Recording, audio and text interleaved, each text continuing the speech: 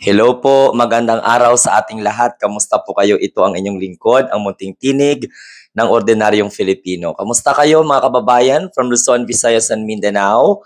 And syempre sa mga kababayan po natin sa iba't ibang sulok ng mundo. And syempre sa 133,000 subscribers ng channel na ito. Kung bago pa lang po kayo dito sa ating channel, sana'y huwag niyong kalimutan mag-like, mag-share, at saka mag-subscribe.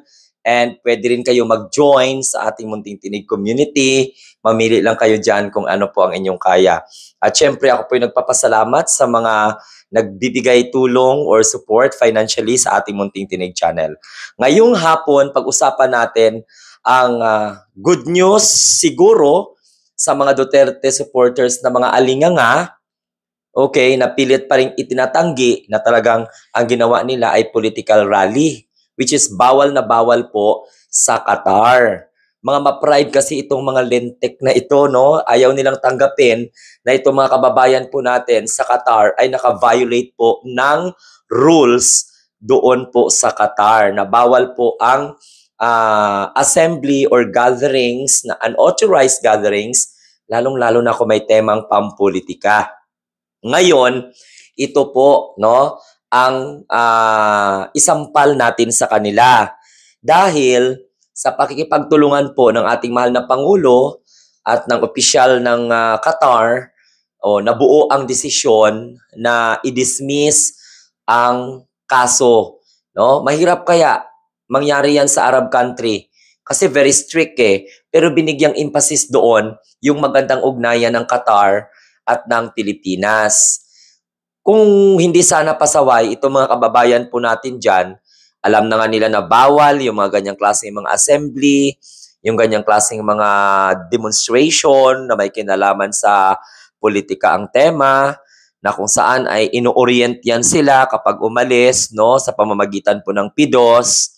Kaya nga nakikiusap po ng ating mga opisyal sa Department of Migrant Workers na please lang, sundin ang local law. Huwag magara-gara dahil iba po ang batas sa Pilipinas, iba din po ang batas sa Arab country, particularly nga po dyan sa may Qatar. Okay? Sana magiging leksyon po ito sa ating mga kababayan. Umuwi kayo ng Pilipinas, dito kayo mag-rally, hindi pa kayo makukulong, hindi pa kayo makakasuhan dahil po sa ang ating gobyerno ay ino-honor ang karapatan sa malayang pamamahayag. Meron tayong freedom of speech and that is naka-inscribe po yan sa ating Philippine Constitution. But may corresponding po yan na responsibility. Hindi na, okay, may karapatan ka sa pamamahayag, may karapatan ka sa pananalita, sa assembly, pero hindi naman po akma yung mga pinagagawa ninyo katulad ng pangbabastos ninyo sa presidente at saka pagpaparesign ninyo sa presidente kasi pag sobra-sobra na, pwede kayong kasuhan ng rebellion or sedition. So ito, grabe no, ang bait ng ating mahal na Pangulo dahil siya po kaya yung tema na minamasama nitong mga Duterte diehard supporters na ito. Sila din po yung dahilan kung bakit muntikan na silang mapapahamak. Okay? Sila po yung dahilan kung bakit na muntik nang masira yung kanilang kinabukasan. So hindi po papalayain ng Qatar government ito kung wala po mga pag-uusap, walang mga kondisyones, hindi natin alam kung makakauwi pa ba sila sa Pilipinas or patuloy ang kanilang trabaho. Pero siguro patuloy ang kanilang trabaho dahil dinismiss po ng Qatari government ang maaaring kaso sa kanila na hahantong sa kanila sa kulungan at pagmumulta. Kaya dapat huminahon kayo, no? Kung may mga grievances kayo laban sa gobyerno, idaan ninyo sa tama. Kahit na birthday pa ni Rodrigo Duterte yon, na former president na nakakulong sa ICC dahil po sa crime against humanity, first time in the Philippine history, pahiya-hiya lang sa Pilipinas, okay? At ayun, sinusundan po ninyo. O ngayon, sino ang nakikipag-negotiate? Si Rodrigo Duterte ba? Si Sara Duterte ba? Mga Duterte's ally ba? Hindi. Ang gobyerno pa rin ng Pilipinas. Babalik at babalik po yun sa kamay ng Pangulo. Napakabait ng presidente. Ang ganda ng diplomatic relations natin sa Qatar at saka yung relationship natin So yun po ang naging isa sa mga naging dahilan na kinonsider ng Qatari authorities na i-dismiss na po yung kaso sa 17 mga kababayan po natin na nag-iinarte at nagtatantrum. Siguro yung kaba ng mga tao na yun, grabing-grabe siguro, no? Eh, paano na lang kung hindi si PBBM ang presidente? Eh, di pinabayaan kayo. O, diba? Tingnan mo nga ilang dekada yung kaso ni Mary Jane Veloso. O, tingnan mo, napabalik sa Pilipinas at dito niya isi-serve ang kanyang sentence. Yun ang mga dapat ninyong maisip bago kayo gumawa ng mga bagay-bagay na maaaring makaapekto sa ating foreign relations, diplomatic relations. Eh, idaan nyo sa tama yung mga political grievances ninyo. Umuwi kayo ng Pilipinas, anytime. Kahit mag-isang buwan pa kayo mag-rally-rally dyan, no? Bahala kayo. Kasi nagawa na nga ng QOJC yan, nagawa na nga ng Iglesia ni Cristo yung iba, nagawa na nga ng ibang mga grupo yan na bastusin, balahurain, sirain ang pangalan, no? Ipawalang hiya ang Pangulo, ang kapamilya niya. Pero, hindi pa rin sila nakakulong. Yung iba gumagawa na ng fake news, hindi pa rin sila nakakulong. Nanawagan sila na mag-resign ng presidente, o kahit nga si Sara Duterte, nagbanta na nga ng buhay ng Pangulo, o hindi pa rin nakakulong. So, umuwi kayo ng Pilipinas dahil sa Marcos administration, very evident naman talaga yung pagpapahalaga sa karapatang pantao, lalong-lalo na sa mga political grievances. Kaya nga yung mga rally na may kinalaman sa politika, kahit na destabilization in nature, still malaya pa rin yung mga organizers. Kung ano po ang nangyari sa ating mga kababayan sa Qatar, ay magsilbi pong aral yan sa mga kababayan po natin, no? Most especially dyan sa Netherlands. Huwag ninyong tikisin, baka mamaya another pahiya na naman ang gagawin po ninyo dyan. So, ang aking masasabi bilang ordinaryong tao, ayusin po ninyo, no? May pamilya kayo.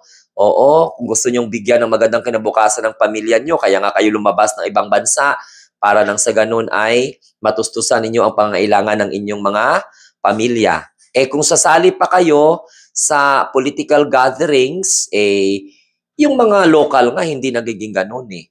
Hindi sila very vocal sa kanilang political grievances, yung kanilang political stand.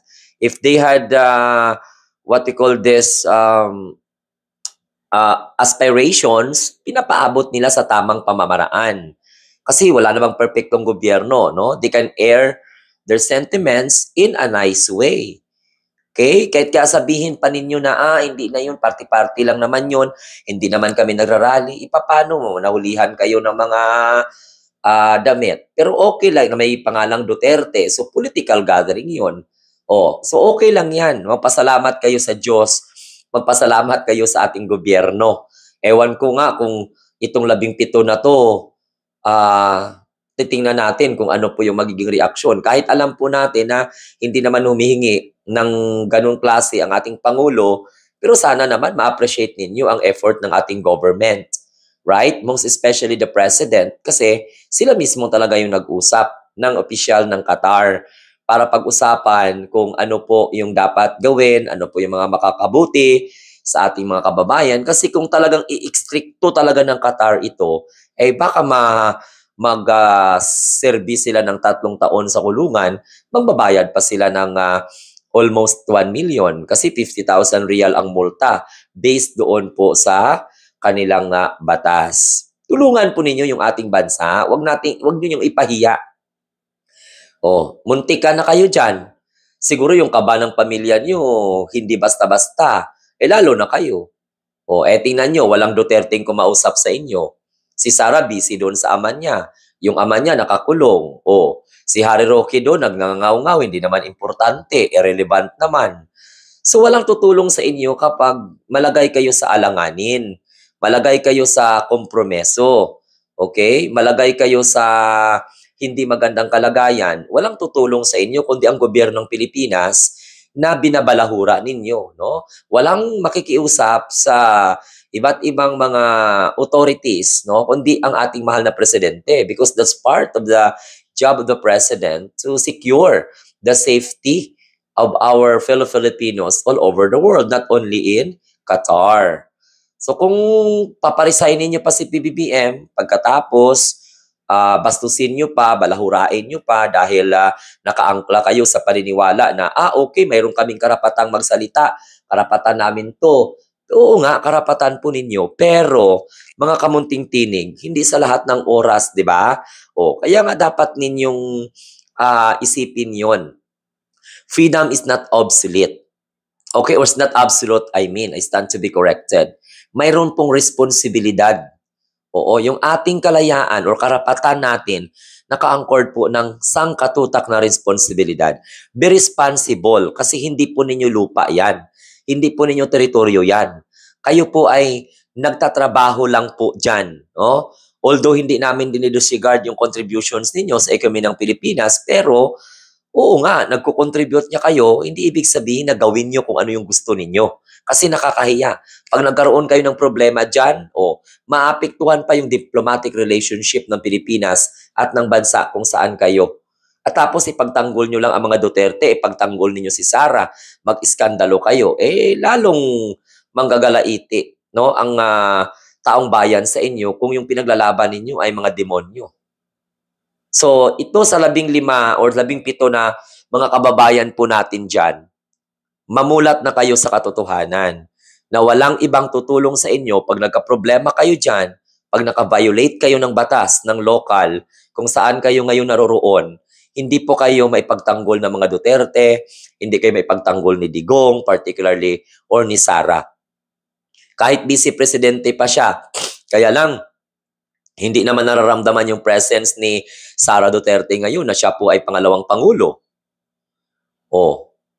Tumatanggap lang ng sahod, tapos wala nang iba, kundi pamumulitika. Yan mga kamunting tinig, ang gusto nating ipaliwanag sa mga Duterte diehard supporters nga anti-Marcos, again, DDS, Duterte diehard supporters, anti-Marcos, anti-government. Now, very clear, if you are a Dutertes who are not like the DDS shits na anti-government and anti-Duterte, so you don't have any reason to get angry with me and then you don't have any reason to get mad at me at all. Why? Kasi patino man kayo. So ito po ay magsilbing awakening. Walang ibang tutulong sa inyo kundi ang gobyerno. Si PBBM pa rin ang makikiusap sa mga leader ng bansa kung saan kayo naroroon, kung saan kayo nakagawa ng kasalanan. Makakahiya kasi pag inulit nyo pa, naku, wala na talaga kayong kadala-dala. Pag inulit nyo pa itong mga ganitong klase, naku, nakakahiya na talaga kayo. Wala na talaga kayong, kumbaga, may saltik na talaga kayo at saka may sayad na kayo. So, hindi lang po sa mga kababayan natin sa Qatar, sana po sa mga kababayan po natin ng mga Duterte diehard supporters, it's okay to air your grievances against the government, against the leadership of this country, but take note. Kung saan kayo ngayon naroroon, may corresponding batas po sila. Kasi hindi po sila pwedeng pro-Marcos sila, pro-Duterte, hindi po sila pwedeng magiging ganon. Kaya wag niyong gamitin ang bansa nila para ipalabas ninyo ang iyong sentiments na maaaring mamili sila kasi hindi po pwede yun. Kung sa pili-pili lang, alangan na nila piliin si Sara, alangan nila piliin si Digong. Naturalmente, ang presidente. Kasi yun ang kausap nila. Pero hindi po sila gusto na ganun ang magiging actuations, ganun ang paningin, no? Katulad ng Qatar, ayaw nila matag sila na pro-Marcos sila or pro-Dutertes. So, ganun din. No? Kaya wag kayong gumawa ng mga rally-rally. At hindi lang po Pilipino ang kanilang dinidisiplina. Siyempre, yung ibang mga banyaga na nandoon sa kanilang lugar. Pero kung yung ibang mga banyaga doon, yung ibang mga nationality, hindi po sila nagrarally, hindi po sila nag-gathering politically dyan po sa bansang Qatar, Pilipino, mabalitaan na lang natin, may ikinulong, may inaresto, may iniimbestigahan. So, hindi po maganda sa imahe ng ating bansa. Okay? So, that's the reason why calling all department or what we call this migrant workers all over the world, if you go against the administration, if you don't like PBBM, then you can perform your political demonstrations and you can air your sentiments and grievances against this administration sa bansa. Hindi na nandoon kayo sa ibang bansa na makakabiolate kayo ng local rules doon. Nakakahiya po, hindi lamang sa sambayan ng Pilipino, kundi nakakahiya po talaga sa buong mundo. Pagpatuloy po ninyo yan. Katulad ng mga ginagawa ng mga kababayan po natin sa ICC. Sigaw ng sigaw sila, bring back Rodrigo Duterte to the Philippines. Kung si Digong, tanungin ninyo, di ba? Kahit gusto ni Digong makauwi sa Pilipinas, may proseso. Oo, mga kababayan at saka mga minamahal kong mga kapwa Pilipino. Merong pang process yan. Abangan ninyo.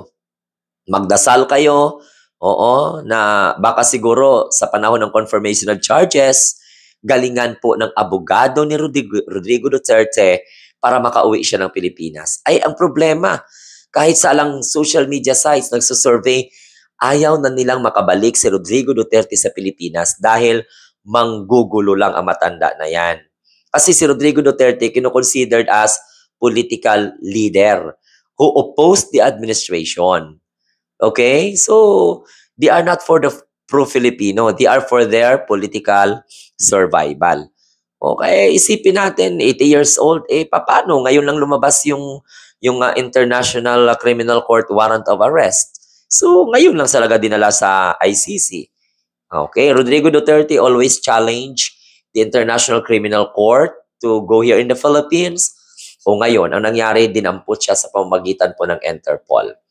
So balik tayo sa kwento po natin mga kamunting tinig. Ayan, sana may natutunan kayo na leksyon sa ating mga kababayan na kung saan ay na-detained dyan po sa may Qatar.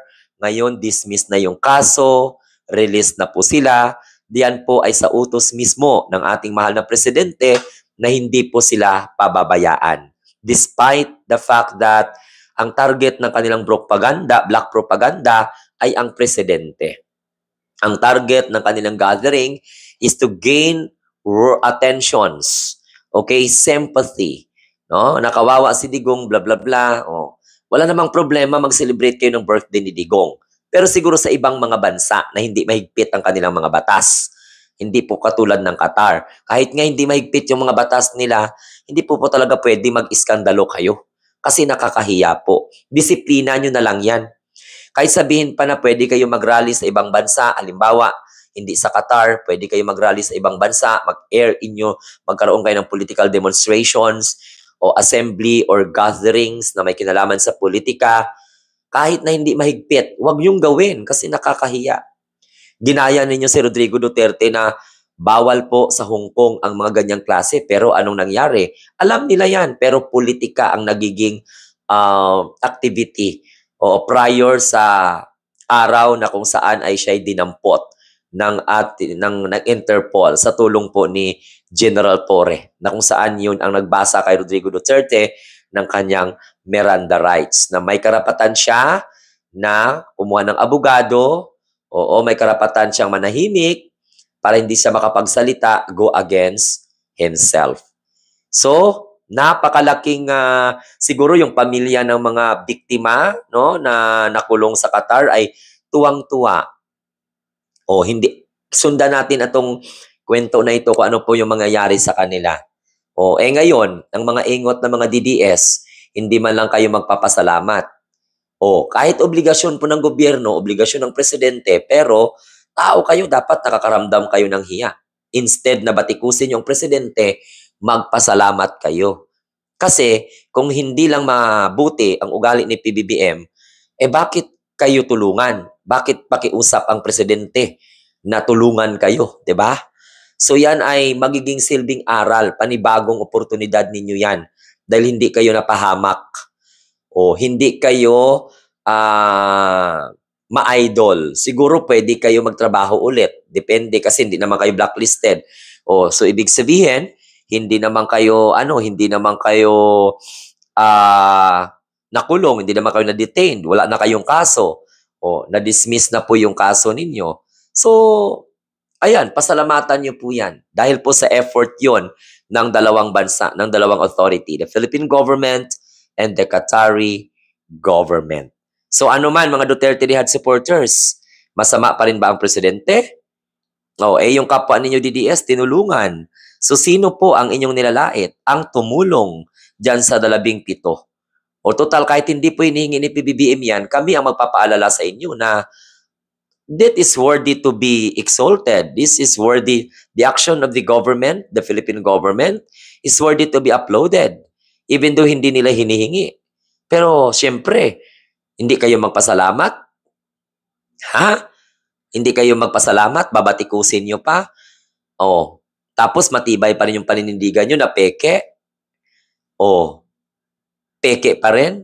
Do you think kung hindi nila inamin na ganun ang kanilang gathering, i-withdraw kaya ng Qatari government yung kanilang kaso laban sa 17? Inamin nila yan na nagkamali sila. Tapos kayo, nawala doon, ipagpalagay, i-ano nyo pa rin na sinungaling or fake news. Pati si Atty. Claire ngayon na nag-announce ng ganyang klaseng balita, inaaway ninyo. O, sinasabi ninyo, sinungaling si Atty. Claire, simple lang naman yung trabaho niya, nire-relay lang naman niya kung ano po yung balita from Department of Foreign Affairs. Kayo naman talaga from the Office of the President with regards sa mga negotiations at pag-uusap na hindi po lalong mabaon sa disgrasya itong ating mga kababayan. So sa mga nagsasabi po dyan na fake news yung gathering, nako, kung nagmatigas yung mga kababayan po natin at hindi siguro sila nag-admit ng kasalanan nila, do you think makakalaya sila? O baka ipurso po ng Qatari government yung kaso laban sa kanila kasi ekstrikto po sila eh. What happened to 17 Filipinos natin?